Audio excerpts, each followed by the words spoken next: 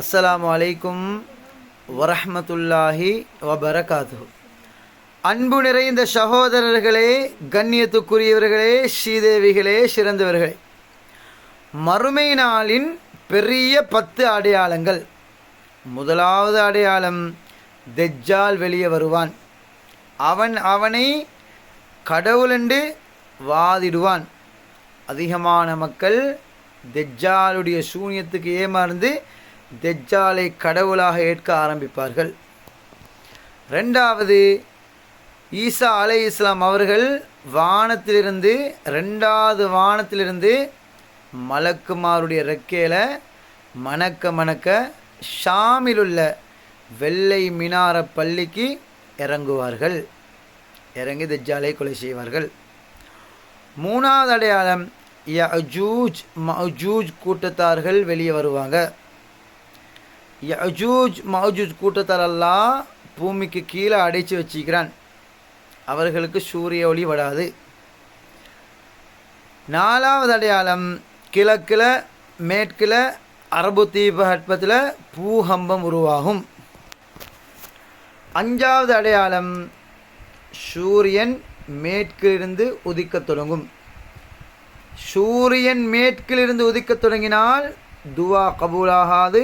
இஸ்லாத்துக்கு வந்தாலும் இஸ்லாம் ஏற்றுக்கொள்ளப்பட மாட்டாது. ஆறாவது அடையாளம், தாபத்துல் அருள், பிரம்மாண்டமான பறவை வெளியே வருவது. அந்த பறவையிட கையில் சுலைமான் நபி அலைஹிஸ்ஸலாமோட மோதிரம் இருக்கும். அதே போன்று மூசா அலைஹிஸ்ஸலாமோட அசா இருக்கும். இது காஃபிர்களை வேதனை செய்யும். காஃபிர்கள் யார், முஸ்லீம்கள் யார் என்று பிரித்து காட்டும். அதற்கு ஏழாவது அடையாளம், ஒரு புகை கிளம்பும், பயங்கரமான புகை கிளம்பும். இந்த புகை காஃபிர்களை வேதனை செய்யும். எந்த அளவுக்குண்டா, காஃபிர்களின் மூக்குத்துவாரத்தால், வாய் துவாரத்தால், காதின் துவாரத்தால் இந்த புகை காஃபிர்களின் வயிற்றுக்குள்ளே போய் சில காஃபிர்கள் வெடித்து செதறுவார்கள். எட்டாவது அடையாளம், மனமான ஒரு காற்று யமன்லேருந்து வெளியாகும்.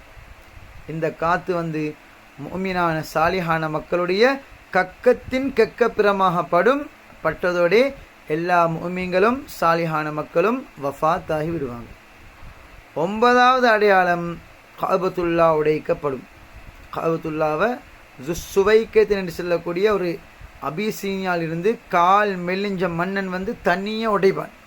கஅபத்துல்லாக்கு உள்ள கீழே உள்ள பொக்கிஷங்களை எடுப்பதற்காக வேண்டி. ஆனால் எல்லா மக்களும் பேரளவில் முஸ்லீம்களாய் தாய்ப்பாங்க, யாரும் தடுக்க போக மாட்டாங்க. 10வது அடையாளம், ஒரு பயங்கரமான நெருப்பு வெளியாகும்.